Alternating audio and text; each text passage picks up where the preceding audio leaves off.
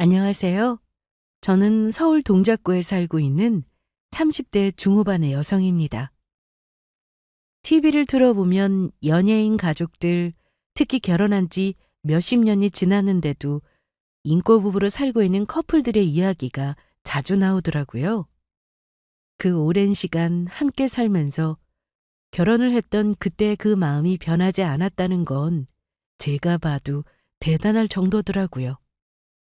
하지만 그 사람들이 부러웠던 적은 한 번도 없었습니다.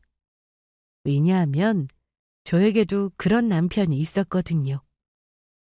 아마도 늙어 죽을 때까지 초심을 잃지 않고 저만을 아끼고 사랑해 줄 것만 같은 그런 남편이요. 그러니 다른 사람을 부러워할 이유는 전혀 없었죠.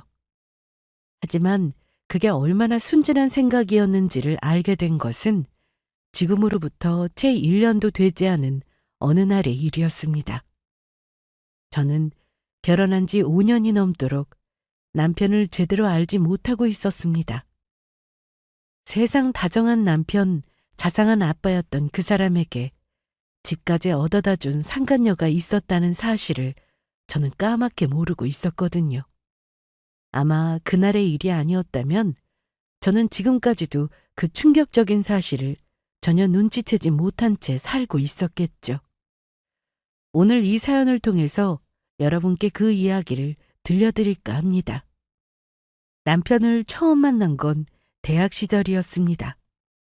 그때는 남자친구도 뭣도 아니고 그냥 편하고 친한 데다 또 말도 안 되게 웃긴 그저 대학 동기 사이일 뿐이었습니다.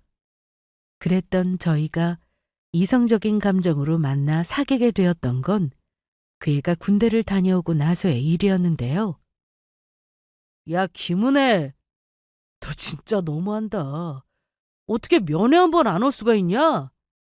아, 미안하다니까. 내가 몇 번을 말해. 나도 너무 가고 싶었는데 길치라서 도저히 거기까지 찾아갈 엄두가 안 났다니까? 그러게 너희 부대가 좀 적당히 외진데 있었어야지.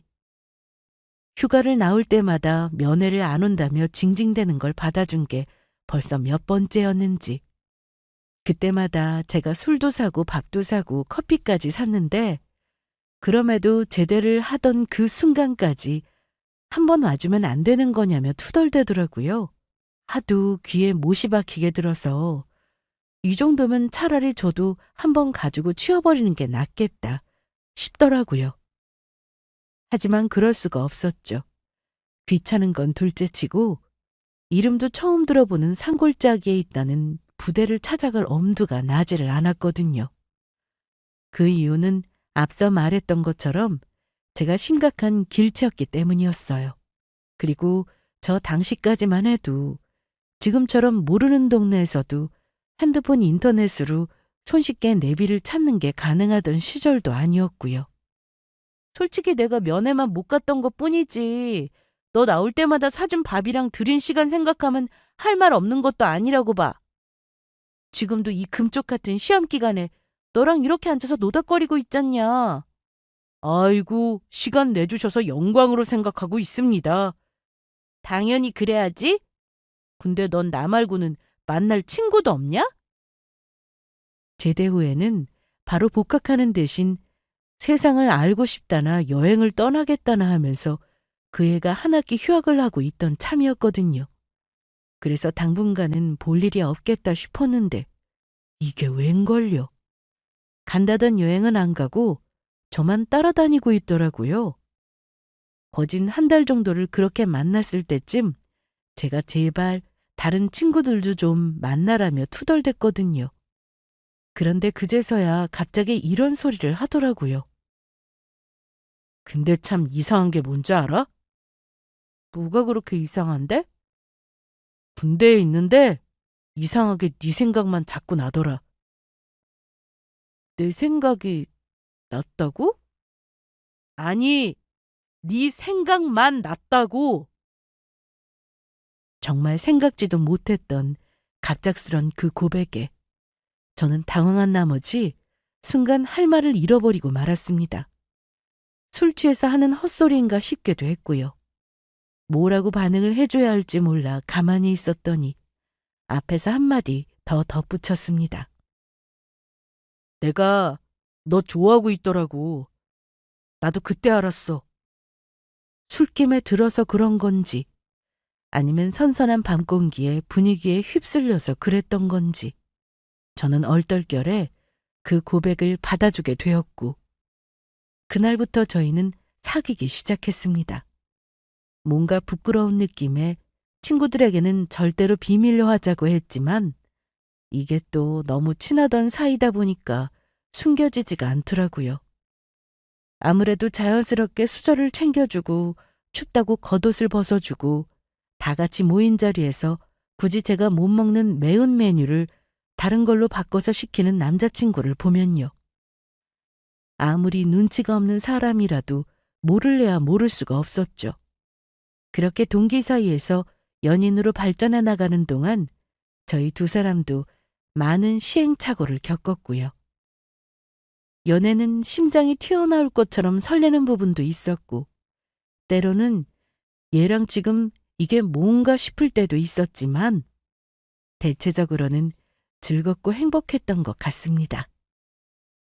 하지만 1년쯤 지나고 나서 서로에 대한 설렘이 슬슬 퇴색되어 갈 때쯤 저희는 여느 커플들이 그런 것처럼 사소한 다툼이 늘어났고 마침내는 헤어지게 되었습니다.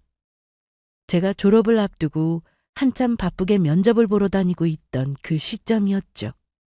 시간적인 여유도 마음의 여유도 없었기 때문에 다시 마주 앉아 진득하게 이야기를 나누며 서로의 생각을 들어볼 겨를도 없었습니다.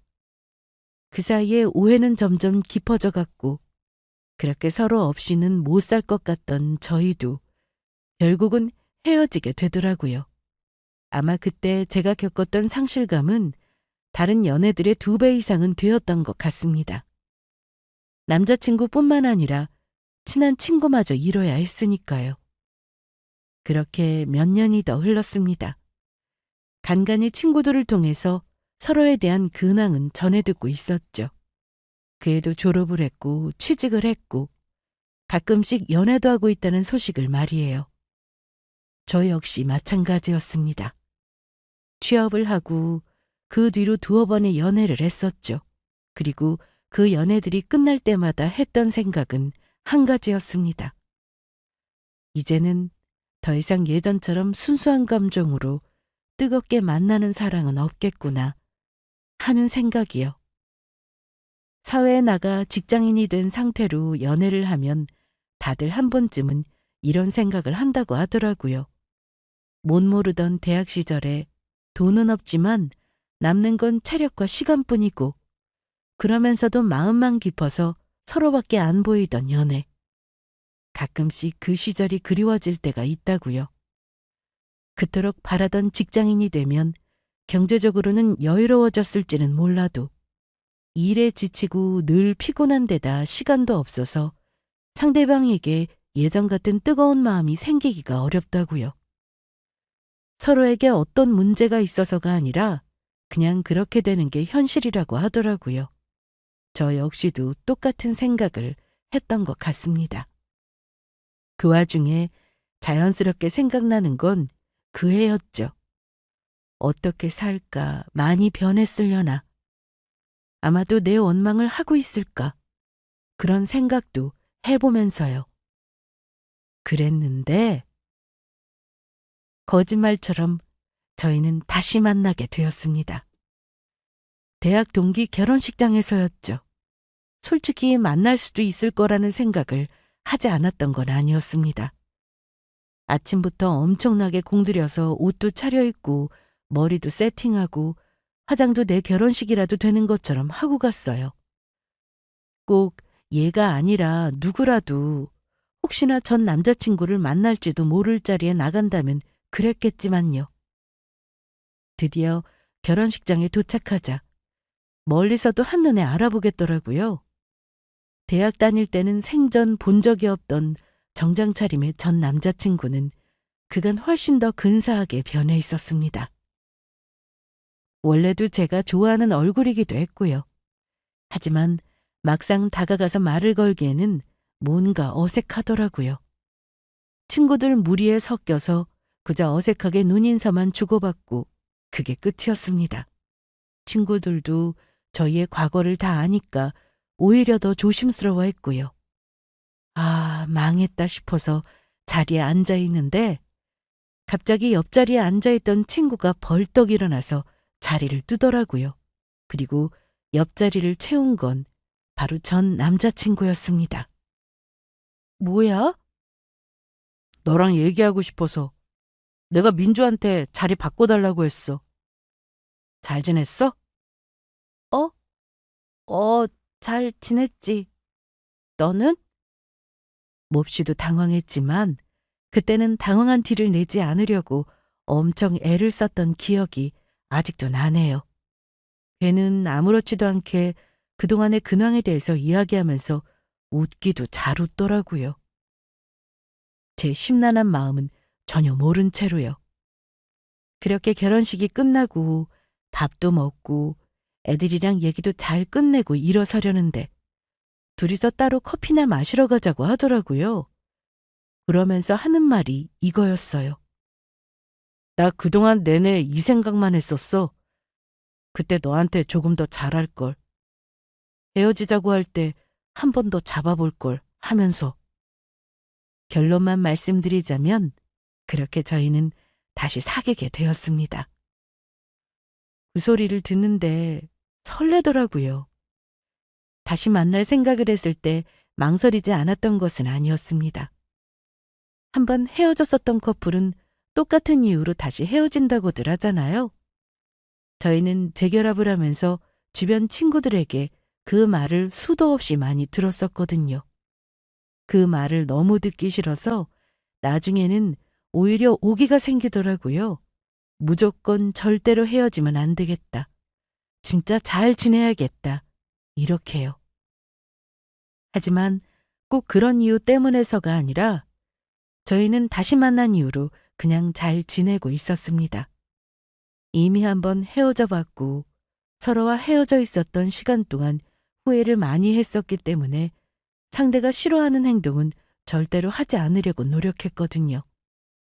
남자친구가 성격을 많이 고치기도 했더라고요. 원래는 싸우면 그저 회피하기 바빴던 회피형이었는데 이제는 다투기라도 하면 먼저 연락을 해서 꼭 그날 내로 풀고 넘어가려고 노력했고요. 그것 외에도 예전에 제가 싫어했던 행동이나 습관들은 모두 다 고친 상태였습니다.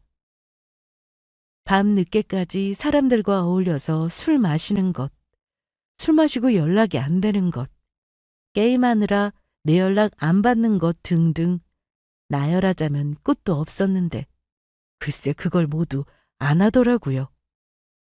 상대방이 많이 노력하고 있다는 걸 알게 되니 저 역시도 상대방을 위해서 똑같은 노력을 하게 됐고요. 그렇게 서로 배려하면서 저희는 예전보다 더 성숙해진 연애를 했습니다. 그리고 2년이 지난 어느 날 재결합할 때의 바람처럼 저희는 헤어지지 않고 결혼까지 할 수 있었습니다. 남편과의 결혼 생활은 연애 때보다 더 재미있더라고요. 이제는 온전히 100%의 내 편이 생긴 기분이었거든요. 내가 내 의지로 선택한 가족이기도 했고요. 하루하루 신혼의 소소한 재미를 느끼면서 행복하게 잘 살다 보니 어느새 시간은 5년이나 훌쩍 지나 있었습니다. 그 사이에 저희는 3살이 된 쌍둥이 딸들도 낳았고요. 여보, 이쪽으로 앉아. 거기는 에어컨 바로 아래라서 추워. 어? 여보, 나 핸드폰 어디다 뒀지? 아까 가방에 넣었잖아. 내가 꺼내줄게. 기다려봐. 소미랑 소은이 배고플 것 같은데 뭐 안 먹여도 괜찮을까?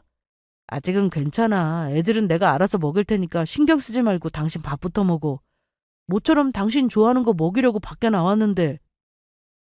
조금 덜렁대는 경향이 있는 저를 남편은 마치 딸들을 돌보는 것처럼 잘 챙겨주었습니다. 원래도 성향상 그런 걸 잘하긴 했는데 결혼을 하고 애를 낳고 나니 더 잘하더라고요. 뭔가 책임감이 한층 더 깊어진 것 같았죠. 남편으로서도 아이들의 아버지로서도 완벽한 사람이었어요. 서로에게 불만이 없으니 당연히 저희의 결혼 생활도 연애할 때처럼 사이가 좋았죠. 친구들도 저를 부러워했어요. 어쩌다 부부 동반 모임을 나가면 너희는 그렇게 오래 만나놓고도 어떻게 아직도 신혼이야 라는 소리를 들을 정도였고요. 결혼하기를 정말 잘했다. 저는 그런 생각을 자주 했던 것 같습니다. 앞으로도 더도 말고 덜도 말고 딱 지금처럼만 이렇게 살았으면 좋겠다 싶더라고요. 서로 아끼고 위해주면서 딸들도 사랑으로 잘 키워내고요. 그렇게 결혼 5년 차를 지나가고 있던 어느 날이었습니다. 최근 들어 남편이 조금 이상한 행동을 하더라고요. 처음에는 물론 그 조짐들을 단번에 알아차리지는 못했습니다. 그런데 남편 핸드폰에 전화만 걸려오면 조금 긴장한 기색이라고 해야 하나, 불편한 얼굴이라고 해야 하나. 아무튼 남편의 얼굴이 굳는 게 느껴지더라고요. 처음에야 저도 별 생각이 없었는데 전화만 걸려오면 그런 일들이 반복되니 덩달아 신경이 쓰이지 않을 수가 없더라고요. 여보, 전화 계속 오는데? 뭐? 받지 말고 그냥 놔둬. 하루는 남편이 핸드폰을 놔두고 잠깐 세수를 하러 화장실에 간 사이에 전화가 걸려왔습니다. 이미 밤 10시를 넘은 시간이라 그냥 무시할까 하다가 연달아 2번을 걸려오길래 급한 전화인가 싶더라고요. 저는 결국 핸드폰을 들고 화장실 앞으로 가서 문을 똑똑 두드리며 그렇게 말했습니다. 그랬더니 웬걸 얼굴에 세안제 거품까지 묻힌 채로 호다닥 화장실 문을 연 남편이 손을 불쑥 내밀더라고요. 받지 말라면서요. 뭐가 저렇게까지 급한가 싶었죠. 핸드폰을 건네주고 다시 거실로 돌아와 TV를 보고 있으니 세수를 마친 남편이 조금 머쓱한 얼굴로 화장실을 나왔습니다. 뭐야, 이 시간에? 김은정 과장님이던데? 아, 우리 회사 거래처 과장님이야. 급한 일이라서 이 시간에 전화한 거 아니야? 다시 전화 안 해줘도 돼? 괜찮아. 그럴 만큼 급한 일도 없어. 그냥 이 과장님이 일 중독이라고 그래. 내일 회사 가서 업무 시간에 통화하면 돼. 남편은 그렇게 얼버무리면서 손사래를 쳤습니다. 그 뒤로도 비슷한 일은 계속되었어요. 달라진 게 있다면 이제는 남편이 핸드폰을 화장실에도 꼬박꼬박 가지고 들어간다는 점이었습니다. 처음에는 남편이 핸드폰을 그렇게까지 들고 다니는 줄 몰랐는데 남편 폰에서 뭐 좀 찾을 게 있어서 안방이며 거실을 돌아다녔는데 없더라고요. 원래는 벨소리를 크게 켜두고 집안 아무데나 던져놓는 사람이었는데 핸드폰을 찾으려고 남편 폰에 전화를 걸었더니 샤워기 물소리가 들리는 화장실에서 벨소리가 울리는 거예요. 그제서야 알았죠. 아, 남편이 핸드폰을 몸에서 떼어놓지를 않는구나 하고요. 무슨 핸드폰을 샤워할 때까지 가져가? 아니, 혹시라도 회사에서 오는 업무 전화 못 받을까 봐 그러지. 우리 부서장님 바뀌고 나서는 퇴근하고도 업무 연락 제대로 안 되면 아주 난리가 나. 참, 왜 그렇게까지 사람들을 달달 괴롭힌대? 그리고 전화하면 내가 바꿔줄게. 됐어. 귀찮게 뭐하러 그래. 그냥 내가 가지고 들어가면 되는데. 남편의 회사에서는 얼마 전에 부서장이 바뀌었는데 그 뒤로 업무 분위기가 많이 달라졌다는 이야기는 진작 전해 들었었습니다. 회사 일이라는데 뭐라고 어쩌겠어요? 거기다 남편은 지금 진급을 앞두고 있는 시즌이라 조금이라도 책 잡힐 짓을 하면 안 되는 시기였거든요. 떨어지는 낙엽도 조심하라는 게 지금이었죠. 하지만 그때는 대수롭지 않게 넘겼던 그 이야기가 나중에 생각해보니 조금 이상하더라고요. 업무 연락 때문에 화장실까지 가지고 들어가는 핸드폰을 김은정 과장님 전화만 오면 나중에 해도 된다면서 받지를 않았거든요. 거래처 전화를 왜 안 받느냐고 물었더니 자꾸 업무상 곤란한 부탁을 해서 피하고 있다고 하더라고요. 이게 말로만 듣던 거래처 상대로 한 갑질인가 싶어서 그때는 그냥 웃고 말았는데 나중에서야 그게 그런 게 아니라는 사실을 알게 됐지만요. 아무튼 남편은 그 뒤로 걸려오는 전화를 받지 않거나 혹여 받더라도 밖으로 나가서 따로 받는 일이 많아졌습니다. 남편의 회사 일은 시간이 흐를수록 점점 더 바빠지고 있었어요. 예전에 비해서 야근도 부쩍 많아졌고 주말 출근이나 출장도 잦아졌습니다. 가끔씩 쉬는 날도 온전히 쉬는 게 아니었어요. 진급을 앞두고 있었기에 이럴 때일수록 접대를 잘해서 실적을 올려야 한다며 골프 연습을 무슨 프로 나가는 선수처럼 열심히 하러 다니더라고요. 남편은 영업부서에 있었기 때문에 골프 모임이 다른 것보다 훨씬 중요하기는 했습니다. 직급이 올라갈수록 다른 회사의 높은 분들을 만나서 모시고 다녀야 할 일이 많았으니까요. 요즘 분위기가 다 그렇다고 하더라고요. 술 마시는 것보다는 차라리 골프 접대가 낫겠다 싶기는 했지만 간신히 쉬는 날도 연습을 하고 오겠다며 새벽같이 나가는 모습이 조금 안쓰럽기도 했습니다. 연습을 해도 왜 이렇게 안 붙는지 모르겠네. 스윙이 엉망이야. 원래 혼자 연습하면 자꾸 자세가 흐트러진다던데? 너무 스트레스 받지 말고 그럼 레슨이라도 받는 게 어때? 아이, 조금 더 고민해보고 정 안 되면 다시 레슨이라도 받아야겠어. 그게 제일 빠르기는 하지. 우리 옆 부서의 윤 과장은 골프를 하도 잘 치니까 무슨 행사만 있으면 위에서 서로 데려가려고 하거든. 저라도 뭔가 도움을 주고 싶었지만 저는 골프에 크게 관심도 없었고 원래부터 운동에는 영 젬병이라 해줄 수 있는 일이 없더라고요. 가끔씩 남편과 함께 스크린 골프장에 따라가서 같이 연습을 해주는 정도가 전부였죠. 아무튼 바빠진 남편은 이제 집에 오면 밀린 잠을 보충하거나 그것도 아니면 집에서 종일 골프 채널을 보고 있거나 혹은 골프 연습장에 나가는 게 하루 일과의 전부였습니다. 자연히 저나 딸아 아이들과 보낼 시간도 확연히 줄어들었죠. 그래도 남편에게 딱히 불만은 없었습니다. 바빠지긴 했어도 그럴수록 저랑 애들에게 미안하다면서 딴에는 더 잘해주려고 노력하는 모습이 보였거든요. 출장을 다녀올 때면 선물도 곧잘 사왔고요. 아이들이 아빠 보고 싶다며 할 때마다 그저 빨리 이 바쁜 시기가 지나갔으면 좋겠다는 생각만 했습니다. 그리고 그러던 어느 날이었어요. 여보, 나 이따 출장 가야 해. 지금 짐 싸러 집에 가고 있어. 이렇게 갑자기? 어디로 가는데? 급한 일이야? 대전. 갑자기 거래처에 수구 문제가 생겨가지고 지금 당장 가서 처리해야 할 것 같아. 일단 다녀와서 얘기해 줄게. 저도 퇴근을 2시간 앞두고 있던 때였는데 남편이 전화로 출장을 가게 됐다고 말하더라고요. 요즘 따라 갑작스럽게 떠나는 출장이 잦아지긴 했지만 이렇게 몇 시간 전 통보로 뜬금없이 가게 되는 경우는 또 오랜만이었죠. 저는 조심해서 잘 다녀오라고 말했습니다.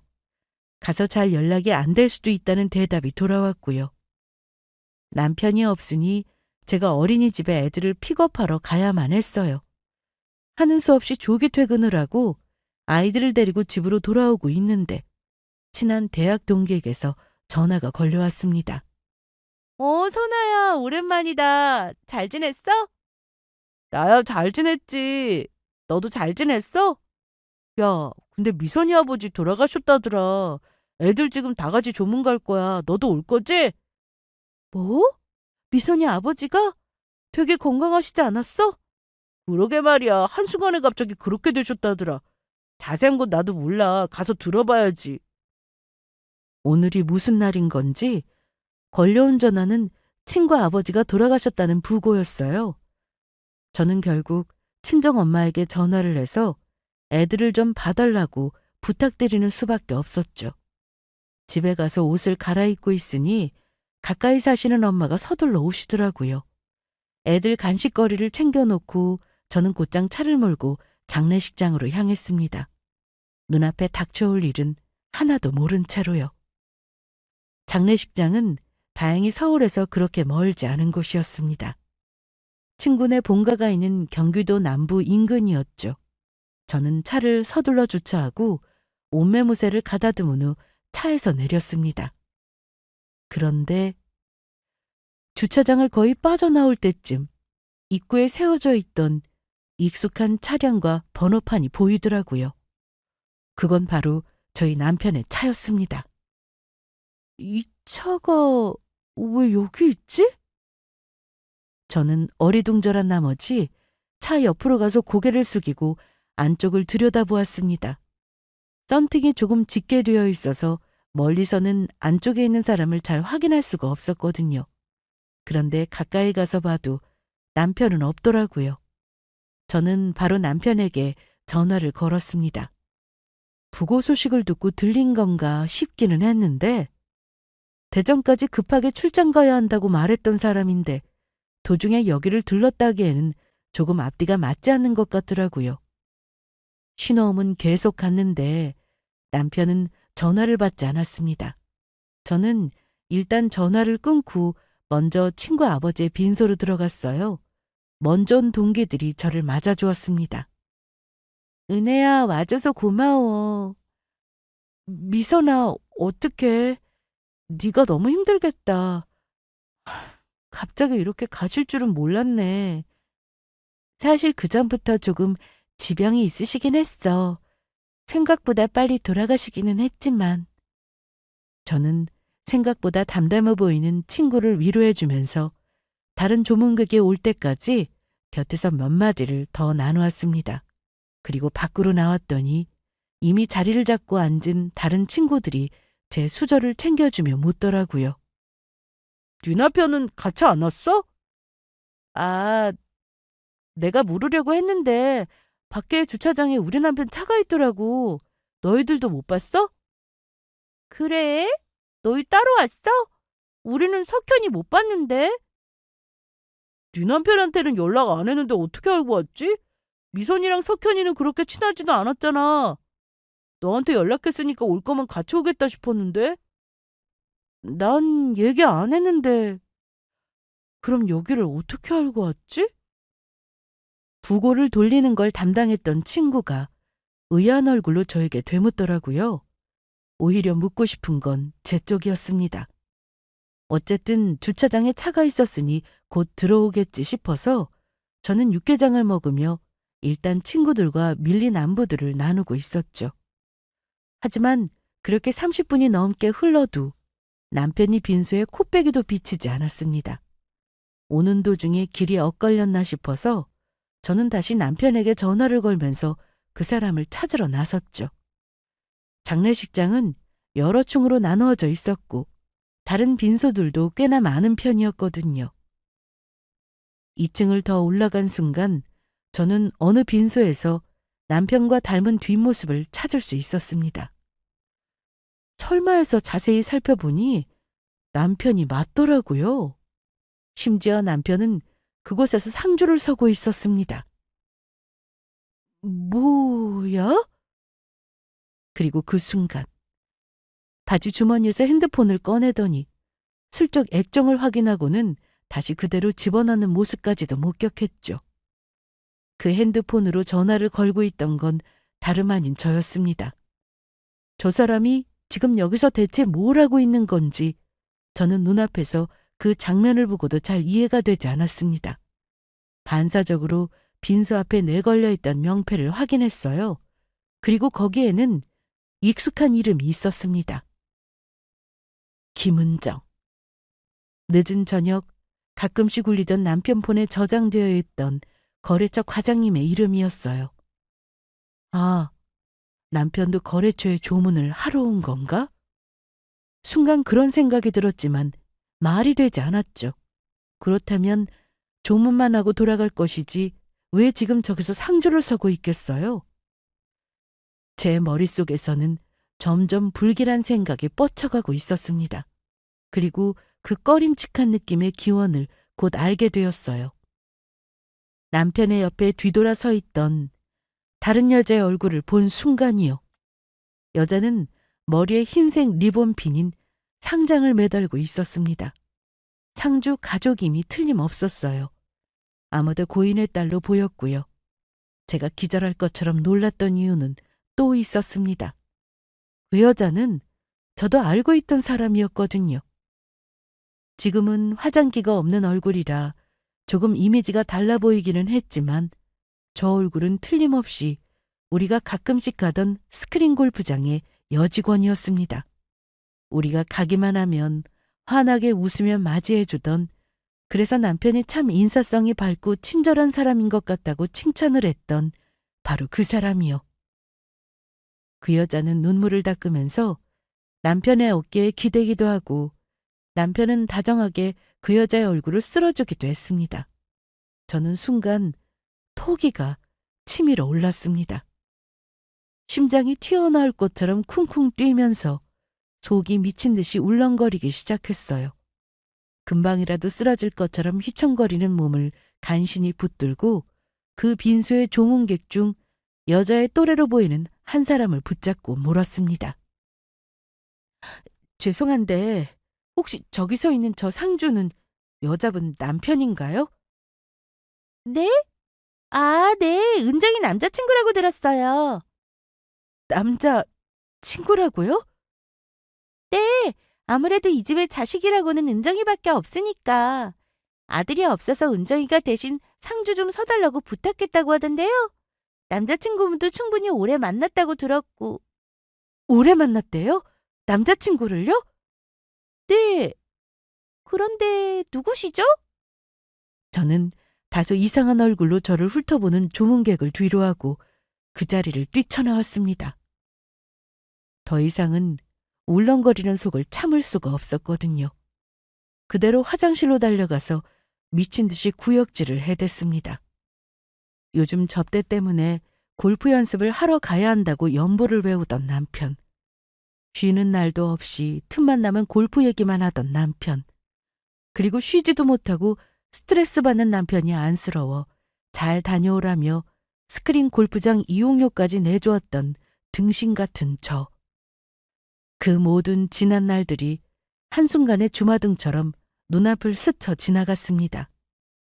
속에 있는 것들을 한참이나 웩웩거리며 다 개원하고 나서야 비로소 정신이 들더라고요. 저는 비틀거리며 화장실 칸을 빠져나와 세면대에 물을 틀고 눈앞의 거울을 쳐다보았습니다. 등은 온통 식은땀으로 축축해져 있었고 얼굴은 눈물로 젖어 엉망이었어요. 꼴이 말이 아니더라고요. 저는 화장실을 나와서 다시 빈소 입구를 찾아갔습니다. 내가 누구보다 사랑했던 남편이, 내 아이들의 아빠라는 사람이 여전히 그 자리에 있었죠. 제가 아닌 다른 여자의 옆자리예요. 그 인간은 지금 이 순간에도 아무것도 모른 채 한 손으로는 슬픔에 빠져있는 여자의 어깨를 감싸 안고 다정한 위로를 건네고 있었습니다. 적어도 이 자리에서만큼은 누가 봐도 저 두 사람이 인연이었습니다. 저는 그 자리를 도망치듯 빠져나왔습니다. 그리고 집으로 돌아가던 차 안에서는 더는 눈물도 나오지 않더라고요. 대신 속으로 피눈물을 흘렸죠. 차라리 남편이 지금까지 저나 아이들에게 형편없는 인간이었더라면, 그래서 있어도 그만 없어도 그만인 사람이었더라면 지금 이 기분이 조금이나마 더 나았을 것 같았습니다. 뒤로는 상간녀와 그 추잡한 불륜을 저지르면서도 우리 가족들 앞에서는 세상에 둘도 없을 만큼 좋은 가장인 척을 했다는 사실이 믿기지가 않더라고요. 그 다음 이어지는 생각은 또 이런 것들이었습니다. 언제부터였을까? 대체 왜 그랬을까? 이유를 알고 싶었습니다. 저를 배신한 이유가 뭔지, 그렇게 해서 얻고 싶었던 것이 대체 무엇이었는지를 말이에요. 저도 모르게 원인을 저에게서 자꾸 찾기 시작했습니다. 내가 뭘 잘못해서였을까? 내가 질린 걸까? 그것도 아니라면 그 여자가 나보다 나은 게 대체 뭐였을까? 답도 없는 질문을 끝도 없이 늘어놓으며 저는 소리라도 지르고 싶은 심정이 되었습니다. 그렇게 정신없이 집으로 돌아왔을 때 그 인간에게서 드디어 전화가 걸려왔습니다. 저는 잠긴 목소리를 가다듬으며 전화를 받았어요. 아무렇지 않은 척 하면서요. 여보, 전화 많이 했었네? 바빴어? 어, 대전 도착하자마자 바로 거래처 사람들 만나서 미팅하느라고 바빠서 전화 받을 틈도 없었네. 당신은 별일 없지? 애들은? 남편의 입에서는 미리 계획한 거짓말이 청산유수처럼 흘러나오고 있었습니다. 그 목소리마저도 갑작스런 출장에 지쳐 피곤에 쩌든 목소리로 잘 가장하고 있었죠. 너무나도 완벽한 그 연기에 저도 모르게 헛웃음이 흘러나왔습니다. 도대체 이런 연기를 언제부터 시작했던 건지. 마음 같아서는 당장이라도 소리를 지르며 따져먹고 싶은 심정이었습니다. 하지만 저는 바닥난 인내심을 있는 대로 다 끌어모아서 간신히 참아냈어요. 아무 일 없지. 무슨 일이 있겠어. 애들도 다 자고 있어, 이제. 그래? 으, 나 없어서 당신 혼자서 애들 보려면 피곤하겠다. 미안해.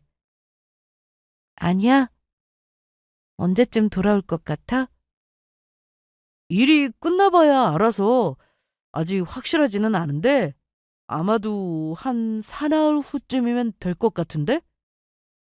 발인도 마치고 그 여자가 마음을 추스릴 시간까지도 곁에 함께 있으려면 못해도 사나흘은 걸리겠죠.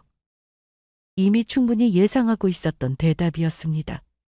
그 전화를 끊자 저는 그전까지도 정리가 되지 않던 머리가 차분해졌습니다. 엉켜있던 실타래가 모조리 풀리는 것만 같은 느낌이었어요. 그 태연한 목소리와 소름 끼치는 연기를 듣고 있자니 오히려 마음이 한쪽으로 정리가 되더라고요. 그 인간의 모든 걸 끝내버려야겠다는 생각이었죠. 저는 그날부터 복수를 준비했습니다. 남편 놈이 없는 동안 집안을 아예 뒤집어 엎어버렸어요. 남편이 쓰던 컴퓨터, 노트북, 태블릿부터 시작해서 서랍에 꽁꽁 숨겨놓던 메모들, 수첩들, 서류 가방 포켓에 구겨져 있던 영수증들까지 할 수 있는 모든 것들은 다 찾아냈습니다. 이혼하기 위해서는 불륜의 증거가 필요했거든요. 물론 장례식장을 나오면서도 잊지 않고 저는 사진을 찍어두었습니다. 그 와중에도 무슨 정신이 들었었는지 본능적으로 이걸 찍어두어야겠다는 생각이 들더라고요. 거기까지 생각이 미쳤었던 게 천만 다행이었죠. 하마터면 그 귀중한 증거를 놓칠 뻔했으니까요. 그리고 나서 저는 아는 친구의 소개를 받아 흥신소를 찾았습니다. 불과 6개월 전쯤에 그 흥신소의 도움으로 불륜의 증거를 찾아 이혼에 성공한 친구였죠. 그 이야기를 처음 들었을 때는 세상에 그런 개자식이 있나 싶었는데 그게 나와 내 남편의 이야기가 될 줄은 누가 알았겠어요? 저는 남편과 그 여자의 뒷조사를 맡겼습니다. 마침 또 그곳이 불륜이 전문이라고 하더라고요. 제 눈에 보이는 증거가 이 정도라면 제 눈이 닿지 않는 곳에서는 얼마나 많은 일이 있었을지 보지 않아도 뻔했죠. 남편이 출장에서도 돌아온 지 대략 일주일쯤 지난 시각, 저는 흥신소 직원에게서 여러 가지 충격적인 사실들을 전해 들을 수 있었습니다. 그러니까 그 여자 오피스텔 월세를 내주고 있었다고요? 네, 여기 주소도 있고요. 통장 내역 확인해 보시면 주기적으로 현금 출금한 기록이 있습니다. 여기 찍힌 사진들 보시면 방문 날짜와 시각도 나오고요. 저는 그 이야기를 듣자마자 기가 막혀서 입이 떡 벌어지고야 말았습니다. 남편이 몰래 그 여자의 오피스텔을 잡아주고 심지어 보증금에 다달이 월세까지 내주고 있었던 겁니다. 상간녀의 형편이 어렵다나 뭐라나요? 저희 부부는 결혼을 한 이후로 식비와 경조사비 같은 공동 생활비만 객출해서 내고 나머지 각자 버는 돈은 각자 관리를 하고 있었습니다. 그래서 서로가 쓰는 돈에 대해서도 항목도 그 지출 규모도 전혀 모르는 상태였습니다.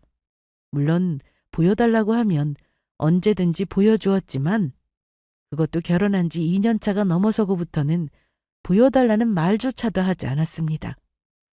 그냥 암묵적으로 알아서 잘 쓰고 잘 관리하고 있겠거니 하는 생각을 할 뿐이었죠. 대신에 비상사태에 대비해서 서로의 공인인증서 비번은 알고 있는 상태였습니다. 그걸 상대가 들어가서 확인해 볼 일이 생길 거라고는 전혀 생각하지도 못했었지만요.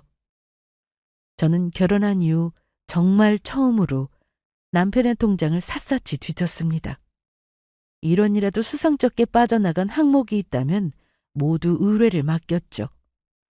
카드 내역서도 마찬가지였습니다. 남편 놈은 현금으로 증거를 덮을 세심함마저도 없었습니다. 여기 기록들을 보시면 그 여자와 만나기 시작했던 초반에는 현금을 인출해서 사용하는 일이 많았던 것 같은데 몇 달 지나고 나서부터는 아예 바로 카드를 사용하셨더라고요. 덕분에 기록을 추적하기는 수월했습니다. 보통은 증거를 남기지 않으려고 숙박업소나 택시 기록이나 이런 것들은 다 현금으로 사용하거든요. 그러면 저희한테는 일이 복잡해지죠. 더 충격적인 사실은 그 상간녀도 이미 결혼을 한 유부녀였다는 점이었습니다. 지방에 일을 나간 남편과 주말부부로 살고 있었다고 하더라고요. 상간녀는 남편과 딱히 사이가 좋은 것 같지는 않았습니다. 주말부부이긴 하지만 상간녀의 남편이 상간녀의 집으로 찾아오는 일은 한 달에 2번도 채 될까 말까였다고 했거든요. 여기서 말하는 상간녀의 집은 당연히 저희 남편 놈이 구해준 그 오피스텔은 아니었습니다. 다 쓰러져가는 다세대 주택이었죠. 한눈에 봐도 몇십 년은 된 것 같은 오래된 집이요. 그 집은 상간녀의 본래 남편이 구해다 준 집이고 한 달에 2번 남편을 만날 때만 사용하는 집이라고 하더라고요. 평소에는 저희 남편 놈이 구해다 준 신축 오피스텔에서 지내고 있고요. 두 집 살림도 아주 정성을 들여서 하고 있었다는 얘기였죠. 이만하면 증거는 충분하다 못해 차고 넘친다 싶더라고요. 저는 이제 본격적으로 소송 준비에 들어갔습니다. 이혼 전문 변호사를 선임했고 그동안 저와 흥신소 직원이 찾았던 모든 증거들을 다 넘겨주었습니다. 그중에는 불법으로 취득한 증거라 쓸 수 없는 것들도 있었지만 변호사의 조언에 따라 다시 합법적으로 불륜의 증거를 다시 모을 수 있었고요. 저는 바로 상간녀 소송과 이혼 소송을 같이 걸었습니다. 본인 앞으로 나온 이혼 소장을 보고서야 눈이 뒤집어지게 놀란 남편 놈이 저를 붙잡더라고요. 이게 대체 뭐야? 갑자기 이혼이라니. 나한테 한마디 말도 없이 이게 무슨 짓이야? 소송이 내 생각보다 훨씬 더 빨리 진행되더라고. 나도 몰랐는데 내 변호사 말이 사전에 배우자한테 이혼을 요청하거나 고지할 필요도 없이 바로 그냥 소장을 보내면 소송을 시작하면 된다고 하더라? 꼴도 보기 싫은 상태일 때 보통 그렇게 한다고들 하더라고. 대체 내가 너한테 뭘 잘못했어? 하루아침에 갑자기 왜 이러는 건데? 이 상황이 너무나 황당한 나머지 멍청한 표정마저 짓고 있는 남편을 잠시 쳐다보다 저는 곧 그 대답을 들려주었습니다. 그러는 너는 나한테 대체 왜 그랬는데? 그게 무슨 말이야? 알아듣게 설명을 좀 해. 김은정 과장님 말이야. 제 입에서 그 이름이 나오자마자 남편 놈은 눈에 띄게 움찔하며 놀랐습니다.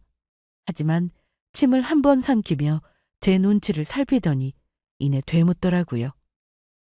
여기서 그 사람 이야기가 왜 나와? 연기 좀 그만해. 나도 알아볼 만큼 다 알아봤으니까.